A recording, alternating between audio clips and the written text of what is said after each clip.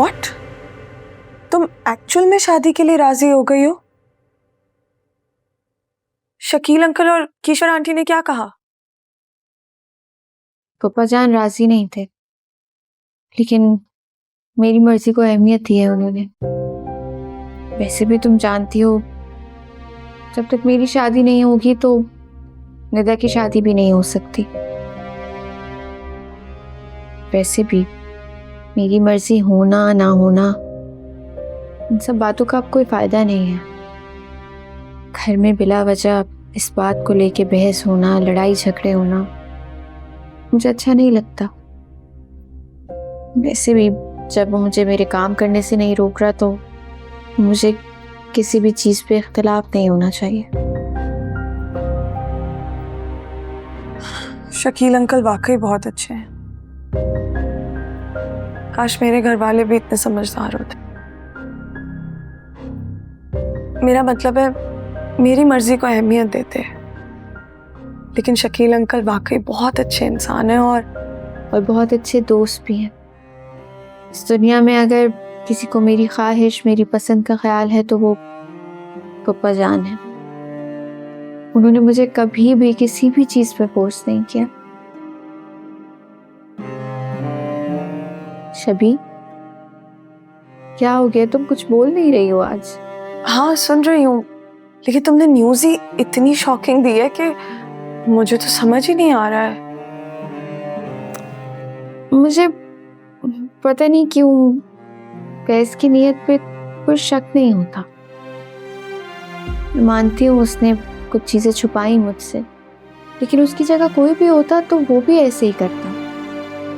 शायद उसे डर होगा कि कहीं मैं उसे उन चीजों पर जज ना करूं। और दूसरी इम्पोर्टेंट चीज, वो मेरी वजह से पाकिस्तान में सेटल होने के लिए राजी हो गया। तुम सुन रही हो मैं क्या कह रही हूँ? हाँ, सुन रही हूँ, बोलो। अच्छा, तो भी बताओ मैं क्या कह रही थी। वो तुम कह रही थी कि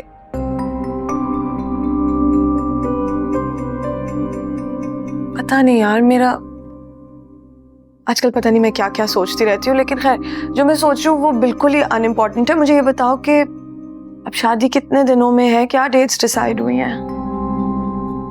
2 हफ्ते बाद है। 2 हफ्ते? यार ये तो बहुत जल्दी है। It's too soon. क्या मतलब इतना सब कुछ इतनी जल्दी कैसे होगा?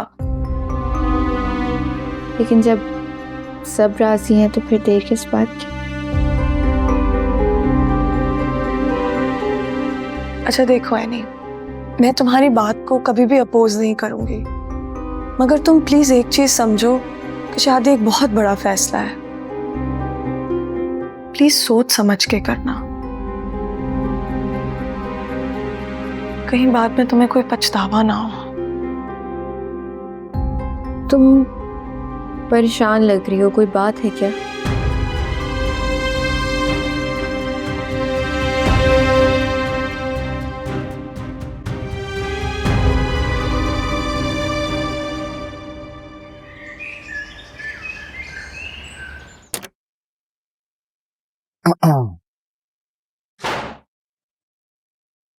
ये क्या कर रहे हो? तुम कहीं जा रहे हो क्या?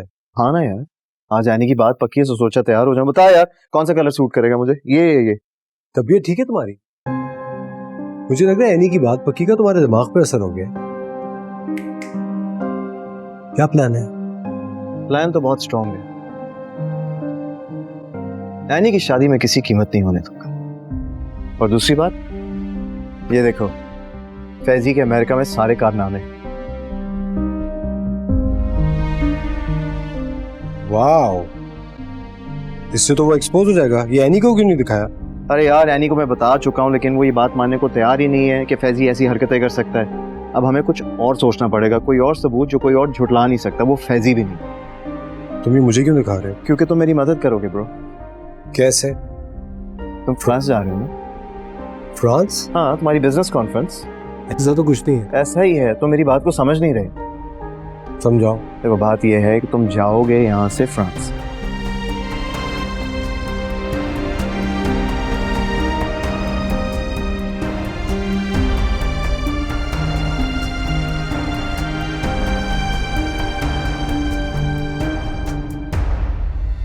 शबी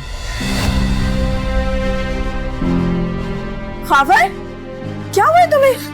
ये किसने किया है? प्लीज बैठो।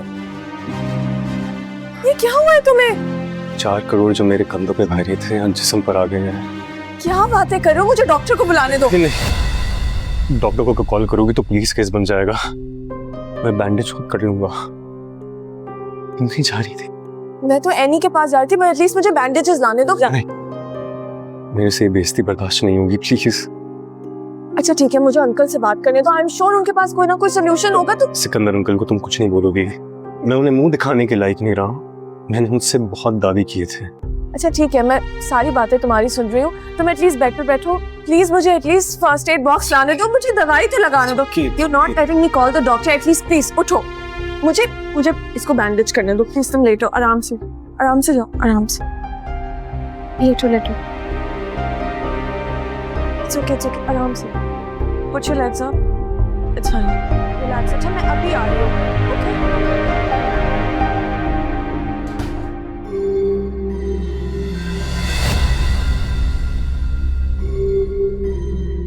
हाँ भाई, शुरू करें? बस जख्मी करना है, जान नहीं जानी चाहिए। तो स्टार्ट करें? रेडी है ना? मारो पर दिल पे वार मत करना। यार बहुत बड़ी चीज है तू। कभी कभार तो मुझे भी तुझ पे तरस आता है। अरे बस करना, बस जस्ट मेक श्योर के जख्म असल लगे। ओके?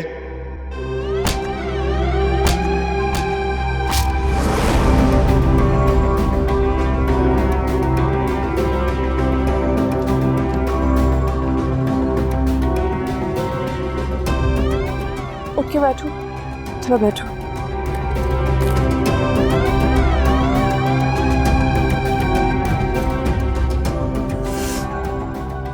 ज्यादा दर्द हो रहा है?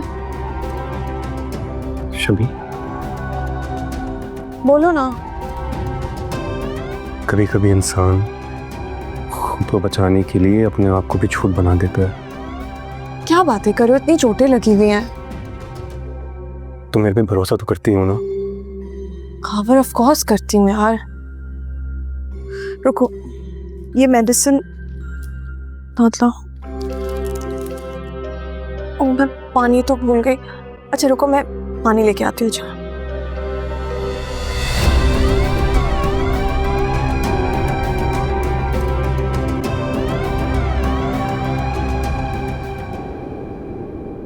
इतना सब कुछ करने की क्या जरूरत थी? वाकई तुमने बड़ी जहमत कर दी। चलो बैठो। जी। वैसे आंटी ये कुछ भी नहीं है, आखिर मेरी बेस्ट फ्रेंड की बात पक्की हो रही है, इतना तो मेरा फर्ज बनता है। बाकी डिनर का सारा अरेंजमेंट मैंने कर दिया है, लेकिन फिर भी अगर मैं कुछ मिस कर रहा हूँ तो प्लीज मुझे बता दें। Guide me, I will do it for you. लेकिन ज़ावियार, तुम सब ये क्यों कर रहे हो? ये तो हमारा काम है। अंकल, आखिर आनी की शादी हो रही है एंड एज अ फ्रेंड मैं इस सब में अपना हिस्सा डालना चाह रहा हूँ। तो मेरी खुशी के लिए आप मुझे इनकार नहीं करेंगे, आपको कबूल करना होगा। अब ये ऐसे कह ही रहा है तो मान जाए ना शकील। जी जी, ये तो कुछ भी नहीं है। डैड ने कहा है कि आनी की शादी के सारे इंतजाम वो एज अ गिफ्ट देंगे। अल्हम्दुलिल्लाह, सिकंदर भाई ने तो हमेशा एनी को अपनी बेटियों की तरह चाहा है। अल्लाह उनकी झोली खुशियों से भर दे। आमीन आमीन। आंटी अंकल, 2 हफ्ते में शादी करवाने की क्या जरूरत है? वो मेरा कहने का मतलब ये था कि पहले बात पक्की करवा देते हैं ना। इतनी जल्दी शादी करवाने पर लोग बातें नहीं बनाएंगे। तुम कहना क्या चाह रहे हो? क्या तुम फैजी को लेके अभी तक मुतमईन नहीं हुए? नहीं नहीं अंकल, ऐसी कोई बात नहीं है। I have no problem with him. मैं तो लोगों के पर्सपेक्टिव के हवाले से कह रहा था। अब फैजी इतना कोई स्पेशल तो है नहीं कि शादी इतनी जल्दी करवा दे। वही तो, अब तो वो शादी के बाद अमेरिका भी नहीं जा रहे, यही रहेंगे। एनीवेज, मैं एनी से मिल लूं? कितनी जल्दी रंग बदलती हो तुम। वो तुम ही थी ना किशा बेगम, जो इस रिश्ते को लेके लंबी लंबी कलाबें मार रही थी। आपसे तो बात करना ही फजूल है। मैं जरा ये चीजें तो संभालूं।